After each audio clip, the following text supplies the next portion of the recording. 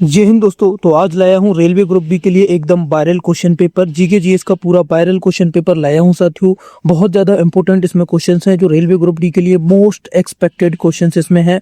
बहुत ज़्यादा आने की संभावना है, वो सभी क्वेश्चंस इसमें रखे गए हैं, तो कोई भी साथी इसको मिस नहीं करेगा। एंड तक जरूर देखना, ना ही स्किप करना साथियों। इस अगर स्किप करेंगे तो स्टूडेंट आपका ही इसमें नुकसान होने वाला है। बहुत ज़्यादा उपयोगी क्वेश्चन इसमें रखे गए हैं। तो चलिए क्वेश्चन नंबर 1 देखिए।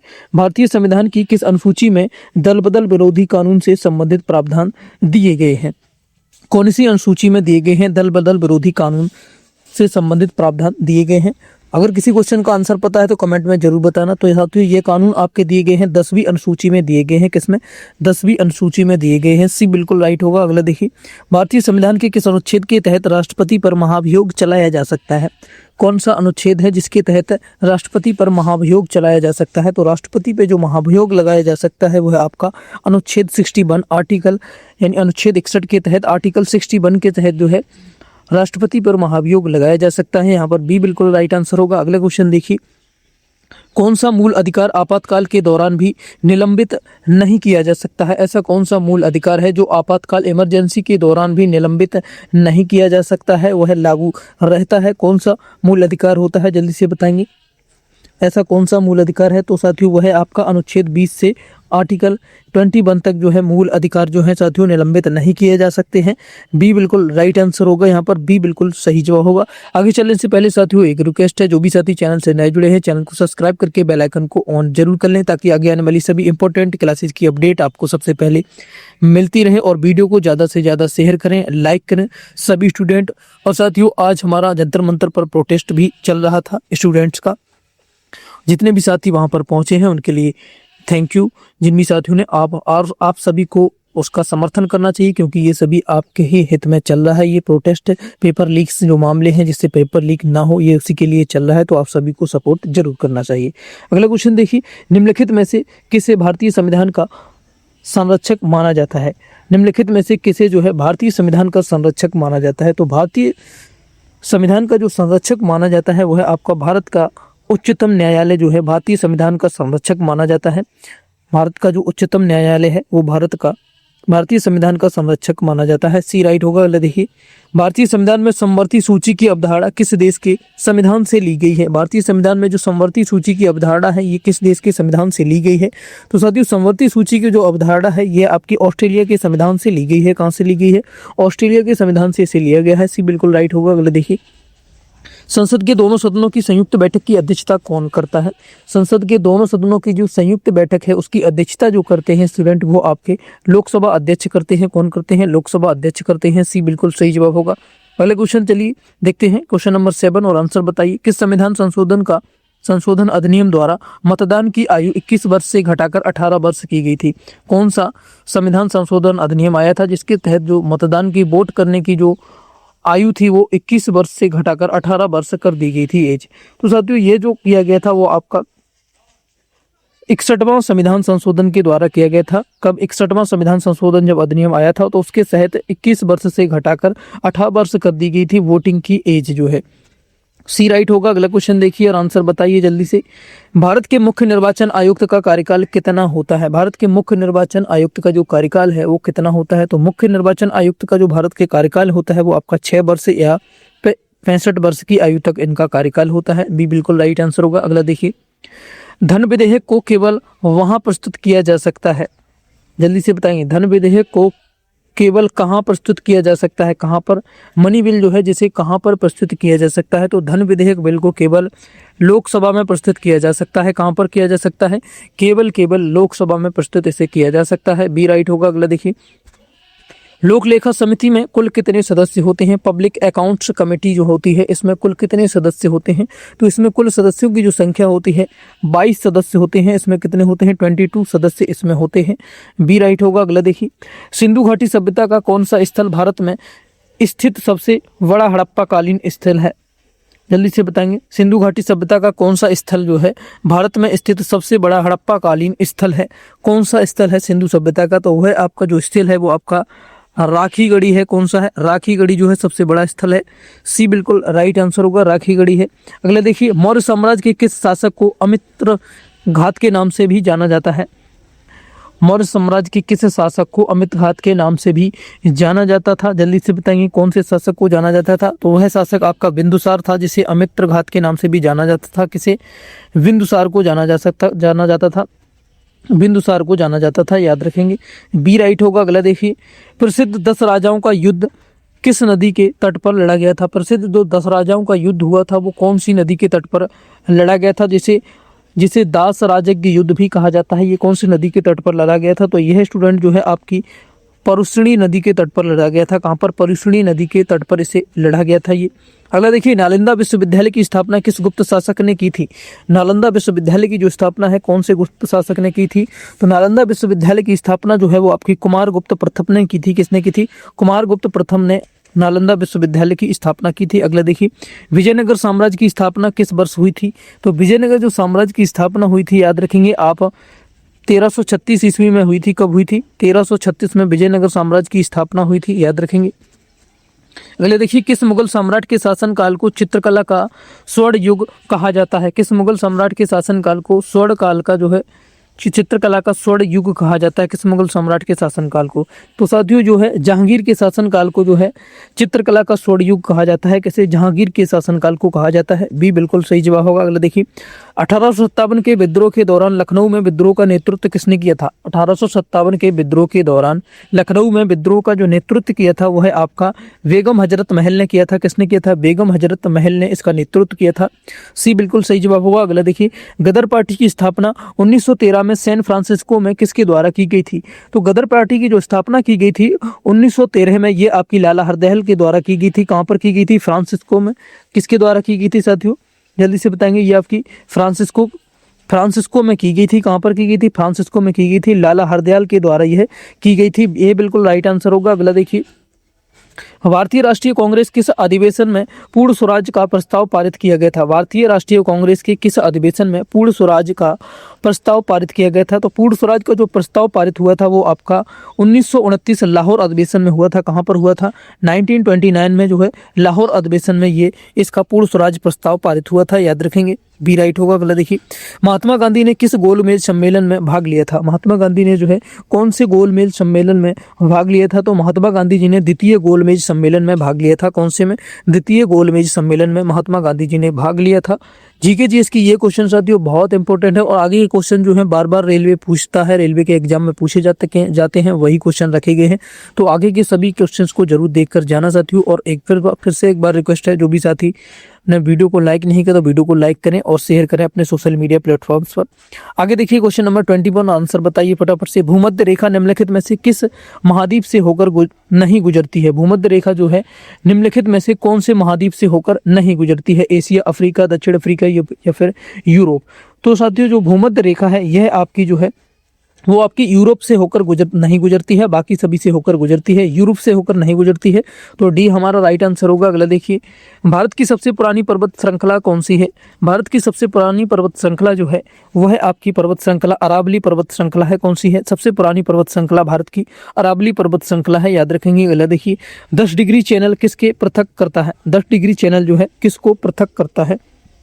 10 डिग्री चैनल जो होता है यह आपका अंडमान और निकोबार को पृथक करता है। किसे? अंडमान और निकोबार द्वीप समूह को पृथक करता है, सॉरी। बी राइट होगा। अगला देखिए, किस नदी को दक्षिण भारत की गंगा कहा जाता है? तो दक्षिण भारत की जो गंगा है कहा जाता है वह नदी आपकी कावेरी नदी है। कौन सी है? कावेरी नदी को जो है दक्षिण भारत की गंगा कहा जाता है। किसे कहा जाता है? कावेरी नदी को कहा जाता है। बी बिल्कुल यहाँ पर राइट आंसर बनेगा। अगला क्वेश्चन देखिए, भारत में हार्टलैंड या रेगुर मिट्टी किसे कहा जाता है? भारत में जो हार्टलैंड या फिर रेगुर मिट्टी जो है वो किसको कहा जाता है? तो भारत में रेगुर मिट्टी जो कहा जाता है वो काली मिट्टी को कहा जाता है। हार्टलैंड मिट्टी भी इसी को कहा जाता है। किसे कहा जाता है? काली मिट्टी को कहा जाता है, याद रखेंगे। सी राइट होगा। अगला देखिए, सुएज नहर किन दो महासागरों को आपस में जोड़ती है? सॉरी, किन दो सागरों को आपस में जोड़ती है? तो सुएज नहर जो है वो स्टूडेंट वो आपकी भूमध्य सागर और लाल सागर को आपस में जोड़ती है। किसे? भूमध्य सागर और लाल सागर को आपस में जोड़ती है। कौन? सुएज नहर जोड़ती है, याद रखेंगे। अगला देखिए, संसार की छत किसे कहा जाता है? रूफ ऑफ द वर्ल्ड किसे कहा जाता है? संसार की छत। तो संसद की छत जो है, संसार की छत, वो पामीर का पठार जो है संसार की छत कहलाता है। कौन सा? पामीर का पठार को जो है संसार की छत कहा जाता है, रूफ ऑफ द वर्ल्ड कहा जाता है इसे। ये राइट होगा। अगला देखिए, भारत का सबसे ऊंचा जलप्रपात कुंचिकल जलप्रपात किस राज्य में स्थित है? कुंचिकल जलप्रपात है जो भारत का सबसे ऊंचा जलप्रपात है, ये कौन से राज्य में स्थित है? तो यह आपका जो स्थित है, ये आपका कर्नाटक राज्य में स्थित है। कहाँ पर है?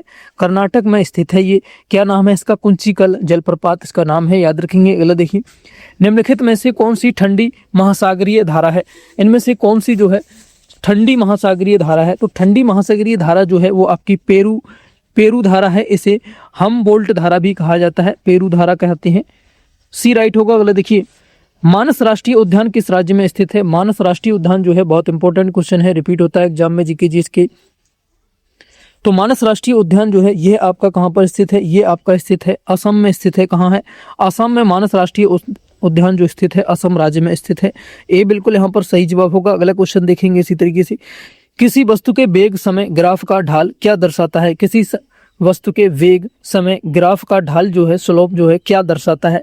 तो किसी वस्तु के वेग समय और ग्राफ का जो ढाल दर्शाता है वो है आपका त्वरण दर्शाता है। क्या दर्शाता है? त्वरण को दर्शाता है। सी बिल्कुल राइट होगा। अगला देखिए, 1 न्यूटन का बल कितने डाइन के बराबर होता है? 1 न्यूटन का जो बल होता है वो कितने डाइन के बराबर होता है? तो 1 न्यूटन का जो बल होता है वो आपका 10.5 डाइन के बराबर होता है। कितना होता है? 10.5 डाइन के जो है बराबर होता है स्टूडेंट। अगला क्वेश्चन देखिए, पृष्ठ तनाव का एसआई मात्रक क्या है? पृष्ठ तनाव का जो एसआई मात्रक है वो क्या होता है? तो पृष्ठ तनाव का जो एसआई मात्रक होता है, पृष्ठ तनाव का जो एसआई मात्रक होता है वो याद रखेंगे आप। पृष्ठ तनाव का एसआई मात्रक होता है N/M होता है। क्या होता है? N/M जो है पृष्ठ तनाव का एसआई मात्रक होता है। अगला देखिए, ध्वनि तरंगे किस माध्यम में गमन नहीं कर सकती हैं? ध्वनि तरंगे जो होती हैं वो किस माध्यम में गमन नहीं कर सकती हैं? ध्वनि तरंगे जो हैं कौन से माध्यम में गमन नहीं कर सकती हैं? तो ध्वनि तरंगे जो हैं स्टूडेंट याद रखेंगे आप, ये आपकी निर्वात में गमन नहीं कर सकती हैं। किसमें? निर्वात में ये गमन नहीं कर सकती हैं। यहाँ पर डी बिल्कुल राइट आंसर होगा। अगला क्वेश्चन देखिए, इसी तरीके से आंसर बताइए फटाफट से। जब प्रकाश की किरण एक सघन माध्यम से विरल माध्यम में प्रवेश करती है तो यह क्या करती है? जल्दी से बताएंगे। तो यह क्या करती है? जब प्रकाश की किरण एक सघन माध्यम से विरल माध्यम में प्रवेश करती है, अविलंब से दूर हटती है। ये अविलंब से दूर हटती है। क्या करती है? अविलंब से दूर हटती है। बी राइट होगा। अगला देखिए, अंतरिक्ष यात्री को आकाश का रंग कैसा दिखाई देता है? अंतरिक्ष यात्री जो है जब आकाश देखता है तो आकाश का रंग उसे कैसा दिखाई देता है? उसे काला रंग दिखाई देता है। और नीचे से जब हम अंतरिक्ष की ओर देखते हैं तो हमें नीला रंग दिखाई देता है। कैसा? नीला। और जब अंतरिक्ष यात्री अंतरिक्ष को देखता है तो उसे कैसा दिखता है? काला दिखता है, काला रंग दिखता है। याद रखेंगे। सी राइट होगा। अगला देखिए, निकट दृष्टि दोष के निवारण के लिए किस लेंस का प्रयोग किया जाता है? निकट दृष्टि दोष के निवारण के लिए, जिसे मायोपिया भी कहा जाता है, इसके निवारण के लिए जिस लेंस का उपयोग किया जाता है वह लेंस आपका अवतल लेंस होता है। कैसा लेंस होता है? अवतल लेंस का उपयोग किया जाता है। इसके निवारण के लिए अवतल लेंस का उपयोग होता है।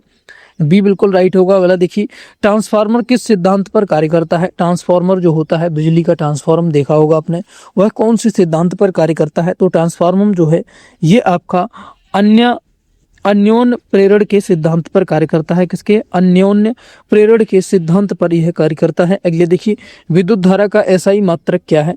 तो विद्युत धारा का एसआई मात्रक सभी को पता होगा, जल्दी से कमेंट करके बताएंगे। एम्पियर जो है विद्युत धारा का एसआई मात्रक होता है। क्या होता है? एम्पियर विद्युत धारा का एसआई मात्रक होता है। अगले देखिए, भूस्तर उपग्रह का परिक्रमण काल कितना होता है? भूस्तर उपग्रह का जो है परिक्रमण कार्य होता है यह स्टूडेंट कितना होता है? तो इसका परिक्रमण कार्य ये 24 घंटे का होता है। कितना होता है? 24 आवर्स का होता है। याद रखेंगे। बी राइट होगा। अगला देखिए, आधुनिक आवर्त सारणी किस नियम पर आधारित है? जो मॉडर्न पीरियोडिक टेबल होती है ये किस नियम पर आधारित है? तो आधुनिक जो आवर्त सारणी है ये आपकी परमाणु क्रमांक पर आधारित है। किस पर है? परमाणु क्रमांक पर यह आधारित होती है। बी राइट होगा। अगला देखिए, भारी जल का रासायनिक सूत्र क्या है? भारी जल का जो रासायनिक सूत्र होता है याद होगा आप सभी को बताएंगे अगर पता है तो। D2O जो है भारी जल का रासायनिक सूत्र होता है, क्या होता है? D2O होता है। अगला देखिए, साधारण नमक का रासायनिक नाम क्या होता है? तो साधारण नमक का जो रासायनिक नाम होता है सोडियम क्लोराइड होता है। क्या होता है? सोडियम क्लोराइड होता है। सी राइट होगा। अगला देखिए, हंसाने वाली गैस किसे कहा जाता है? लाफिंग गैस किसे कहा जाता है? तो लाफिंग गैस जो है आपका नाइट्रस ऑक्साइड को कहा जाता है। किसे? नाइट्रस ऑक्साइड को लाफिंग गैस कहा जाता है। बी राइट होगा। नेक्स्ट क्वेश्चन देखिए इसी तरीके से, लोहे पर जंग लगना किस प्रकार की अभिक्रिया का उदाहरण है? लोहे पर जो जंग लग जाती है वो किस प्रकार की अभिक्रिया के कारण उदाहरण होता है? तो लोहे पर जो जंग लगती है वह स्टूडेंट वो है आपका ऑक्सीकरण का उदाहरण होता है। रासायनिक परिवर्तन जिसे कहते हैं ऑक्सीकरण का उदाहरण होता है। रासायनिक परिवर्तन भी जिसे कहा जाता है।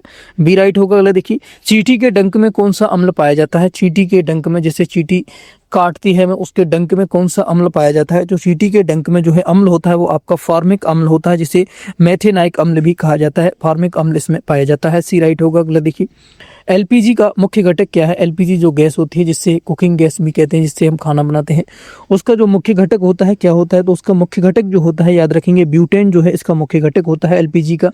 एलपीजी का जो मुख्य घटक होता है क्या होता है? ब्यूटेन होता है। ब्यूटेन जो है एलपीजी का जो है मुख्य घटक होता है, याद रखेंगे। सी बिल्कुल सही जवाब होगा। अगला क्वेश्चन देखिए, फोटोग्राफी में किस रासायनिक यौगिक का उपयोग किया जाता है? तो फोटोग्राफी में जिस रासायनिक यौगिक का उपयोग होता है उसे क्या कहते हैं?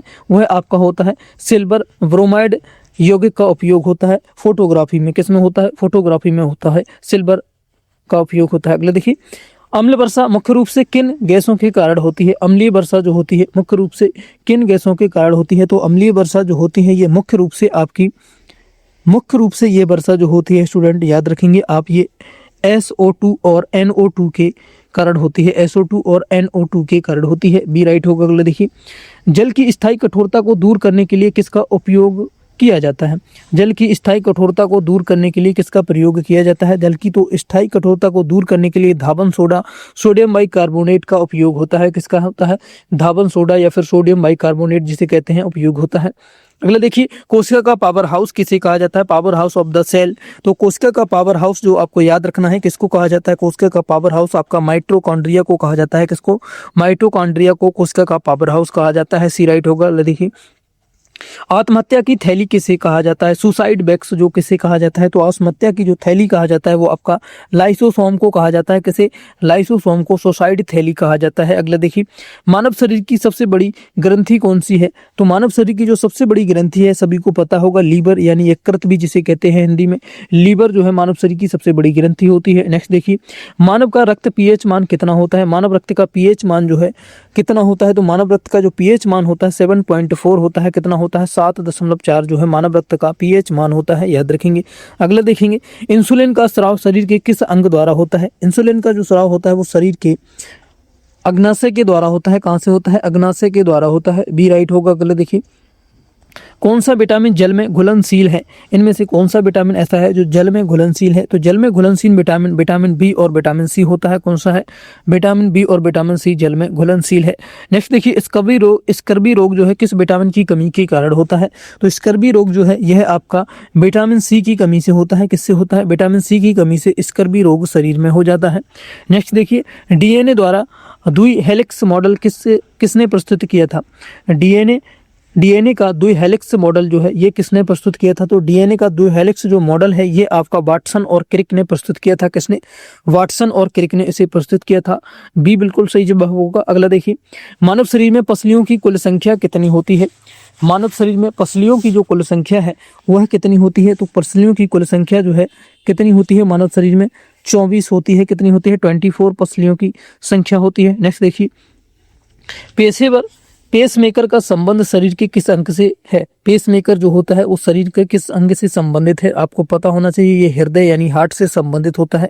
पेसमेकर ये लगाया जाता है तब हृदय काम करना बंद कर देता है, तो उस स्थिति में पेसमेकर लगाया जाता है। नेक्स्ट देखिए, भारत में राष्ट्रीय आय का आकलन सबसे पहले किसने किया था? भारत में राष्ट्रीय आय का जो आकलन है सबसे पहले जो किया था दादा भाई नौरोजी ने किया था। किसने?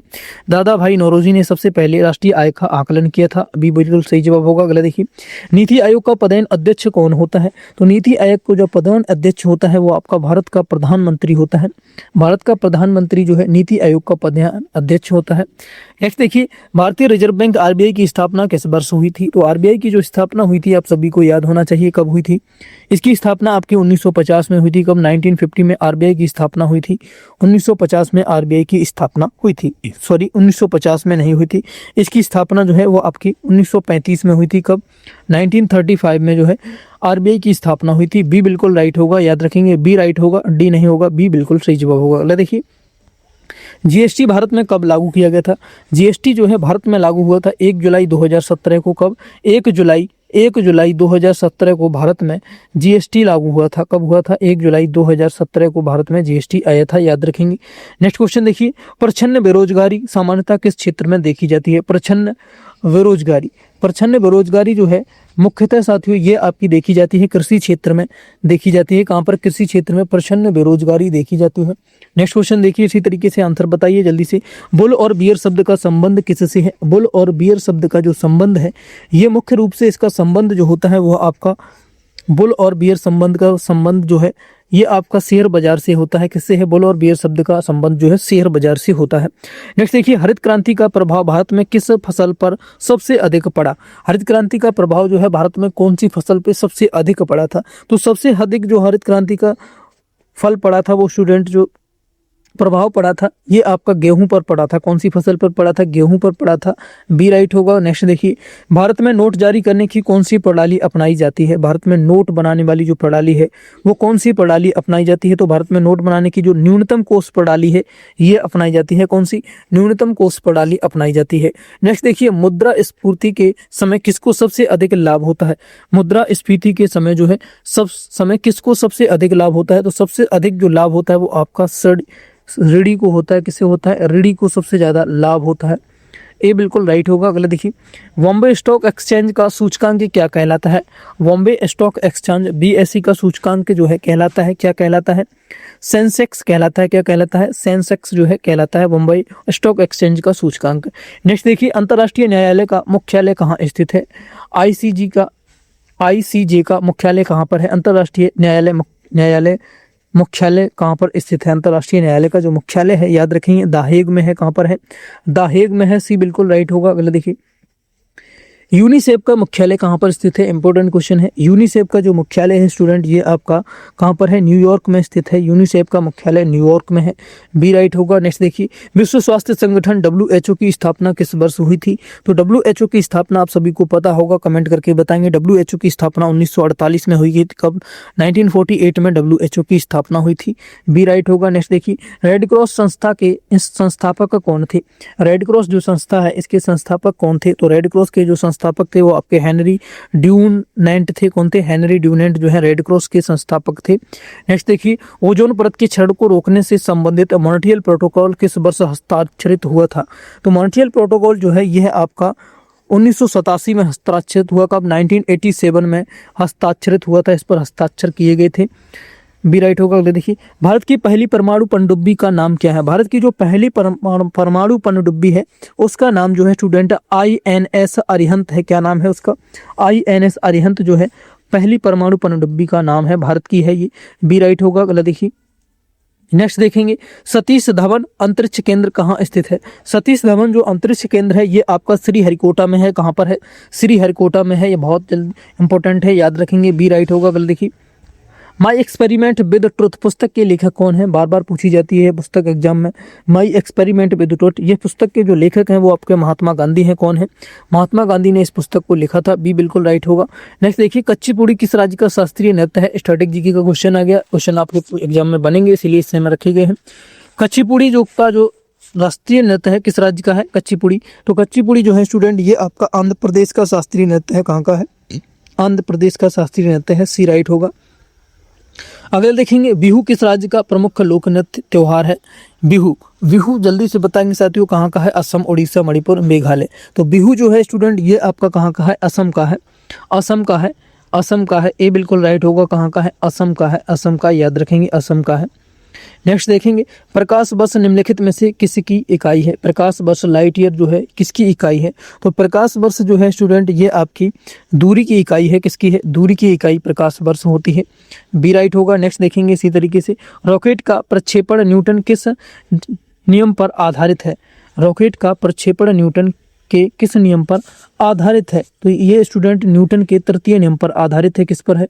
न्यूटन के तृतीय नियम पर आधारित है, सी राइट होगा। अगले देखिए, पॉजिट्रॉन की खोज किसने की थी? पॉजिट्रॉन की जो खोज की गई थी स्टूडेंट ये आपकी एंडरसन के द्वारा की गई थी। किसके? एंडरसन के द्वारा पॉजिट्रॉन की खोज की गई थी, सी राइट होगा। अगले देखिए, पीतल मिश्र धातु किन धातुओं का मिश्रण है? पीतल मिश्र धातु किन धातुओं का मिश्रण है? तो पीतल जो है स्टूडेंट ये आपको कई बार मैंने बताया है, साइंस की क्लास कराई है उसमें भी करवाया है। तांबा और जस्ता का जो है मिश्रण है। किसका है? तांबा और जस्ता का मिश्रण है। नेक्स्ट देखिए, शुष्क बर्फ ड्राई आइस किसे कहा जाता है? तो शुष्क बर्फ जो है स्टूडेंट कार्बन डाइऑक्साइड को कहा जाता है। कैसे? ठोस कार्बन डाइऑक्साइड को शुष्क बर्फ कहा जाता है, बी राइट होगा। नेक्स्ट देखेंगे, जल्दी से आंसर बताएंगे। मानव शरीर की सबसे छोटी हड्डी कौन सी है? मानव शरीर की जो सबसे छोटी हड्डी होती है वो आपकी स्टेप्स है। कौन सी है? स्टेप्स जो है मानव शरीर की सबसे छोटी हड्डी होती है, बी राइट होगा। अगला देखिए, पौधों में जल का संवहन किस ऊतक के माध्यम से होता है? तो पौधों में जल का जो संवहन होता है स्टूडेंट ये आपका जाइलम के माध्यम से होता है। किसके माध्यम से होता है? जाइलम के माध्यम से होता है, बी बिल्कुल सही जवाब बनेगा। अगला क्वेश्चन देखिए, रिकेट्स रोग किस विटामिन की कमी के कारण होता है? रिकेट्स रोग जो होता है शरीर में स्टूडेंट ये आपका विटामिन डी की कमी से होता है। किसकी कमी से होता है? विटामिन डी की कमी से होता है, डी बिल्कुल राइट होगा। वाले देखिए, भारत में सफेद क्रांति श्वेत क्रांति का जनक किसे माना जाता है? बहुत इंपॉर्टेंट है। श्वेत क्रांति का जनक डॉक्टर वर्गीज कुरियन को माना जाता है। किसे? डॉक्टर वर्गीज कुरियन को माना जाता है। कथकली किस राज्य का शास्त्रीय नृत्य है? तो कथकली जो है स्टूडेंट आपका केरल का शास्त्रीय नृत्य है। कहाँ का है? केरल का है, याद रखेंगे, बी बिल्कुल सही जवाब होगा। अगला क्वेश्चन देखिए जल्दी से, भारतीय राष्ट्रीय कांग्रेस की प्रथम महिला अध्यक्ष कौन थी? भारतीय राष्ट्रीय कांग्रेस की प्रथम महिला अध्यक्ष जो है स्टूडेंट वो आपकी कौन थी? एनी बेसेंट थी। कौन थी? एनी बेसेंट थी। स्टूडेंट इसका बिल्कुल फ्री पीडीएफ हमारे टेलीग्राम चैनल पर मिल जाता है। जिन साथियों ने ज्वाइन नहीं किया है तो लिंक वीडियो के डिस्क्रिप्शन में दिया गया है, जाकर जरूर ज्वाइन करें। वहां पर आपको बिल्कुल फ्री में इसका पीडीएफ मिल जाएगा। साथियों डिस्क्रिप्शन में हमारे फेसबुक पेज का भी लिंक मिलेगा, उससे भी हमें जरूर फॉलो करें फेसबुक पर भी सभी साथी। और साथियों इंपॉर्टेंट क्लासेस हमने और भी कराई हैं, जाकर चैनल पर जरूर देखना। नेक्स्ट क्वेश्चन देखिए, आंसर बताइए। स्वराज मेरा जन्मसिद्ध अधिकार है और मैं इसे लेकर रहूंगा, यह नारा किसने दिया था? तो यह नारा जो दिया गया था स्टूडेंट ये आपका बाल गंगाधर तिलक के द्वारा दिया गया था। किसने दिया था? बाल गंगाधर तिलक ने दिया था। नेक्स्ट देखिए, काकोरी ट्रेन डकैती की घटना किस वर्ष हुई थी? काकोरी ट्रेन डकैती की घटना जो हुई थी स्टूडेंट ये आपकी 1925 में हुई थी। कब? 1925 में हुई थी। कब हुई थी? 1925 में यह घटना हुई थी। नेक्स्ट देखिए, क्रिप्स मिशन भारत किस वर्ष आया था? तो क्रिप्स मिशन जो है भारत में आया था साथियों स्टूडेंट याद रखेंगे आप, 1942 में भारत में क्रिप्स मिशन आया था। कब आया था? 1942 में क्रिप्स मिशन जो है भारत आया था। नेक्स्ट देखिए, आर्य समाज की स्थापना 1875 में किसके द्वारा की गई थी? तो आर्य समाज की जो स्थापना हुई थी स्टूडेंट 1875 में ये आपकी स्वामी दयानंद सरस्वती के द्वारा की गई थी। किसके द्वारा? स्वामी दयानंद सरस्वती ने इसकी स्थापना की थी। नेक्स्ट देखिए, पृथ्वी पर दिन और रात किस की अवधि कहाँ लगभग बराबर होती है? पृथ्वी पर दिन और रात की अवधि लगभग कहाँ पर बराबर होती है? तो स्टूडेंट ये आपकी भूमध्य रेखा पर बराबर होती है। दिन और रात की अवधि जो है बराबर हो जाती है। टाइम दिन और रात जो है एक समान टाइम के होते हैं। अगला देखिए, रॉकी पर्वत श्रृंखला किस महाद्वीप में स्थित है? तो रॉकी पर्वत श्रृंखला जो है स्टूडेंट ये आपकी उत्तरी अमेरिका महाद्वीप में स्थित है। कहाँ पर है? उत्तरी अमेरिका में ये स्थित है। नेक्स्ट देखिए, काजीरंगा राष्ट्रीय उद्यान किसके संरक्षण के लिए प्रसिद्ध है? तो काजीरंगा राष्ट्रीय उद्यान जो है ये आपका एक सींग वाला गेंडा के लिए प्रसिद्ध है। एक सींग वाले गेंडे के लिए काजीरंगा प्रसिद्ध है, याद रखेंगे। अगर देखिए, भारत के किस राज्य की तटीय सीमा सबसे लंबी है? भारत के कौन से राज्य की तटीय सीमा जो है सबसे लंबी है? तो गुजरात की है। कहाँ की है? गुजरात की है। एक क्वेश्चन और है साथियों, देख लीजिए, भाखड़ा नागल बांध किस नदी पर स्थित है? इस क्वेश्चन का आंसर आप लोग कमेंट में जरूर बताकर जाना साथियों। आज का जो है साथियों सेशन बहुत ही इंपॉर्टेंट रहा, कैसा लगा आपको कमेंट करके जरूर बताना। और साथियों जिन साथियों ने चैनल को सब्सक्राइब नहीं किया, सब्सक्राइब करके अभी बेल आइकन को ऑन कर लें ताकि एग्जाम तक जो भी इंपॉर्टेंट क्लास होंगी उनकी जानकारी आप तक मिलती रहे साथियों। इसका बिल्कुल फ्री पीडीएफ मैंने आपको बता दिया टेलीग्राम चैनल पर मिलेगा साथियों। आप कोई बुक बाई करना चाहते हैं तो कुछ बुक्स का सजेशन नीचे मिलेगा डिस्क्रिप्शन में, वहां से जाकर चेकआउट करके आप बाई कर सकते हैं। मिलते हैं अगली क्लास में, तब तक के लिए थैंक यू, जय हिंद स्टूडेंट। और हमने साइंस की भी इंपॉर्टेंट क्लासेस कराई हैं जिसका पूरा प्लेलिस्ट आपको रेलवे ग्रुप डी के नाम से हमारे चैनल पर मिल जाएगा, उसमें जाकर चेकआउट करें जरूर से जरूर साथियों। वहाँ इंपॉर्टेंट क्लासेस मैंने कराई हैं, जाकर जरूर देखें और वीडियो को ज़्यादा से ज़्यादा शेयर करें साथियों। आज क्वेश्चन का आंसर कमेंट करके बताना और 100 में से आपका आज का स्कोर क्या रहा कमेंट में जरूर लिख देना। थैंक यू, जय हिंद।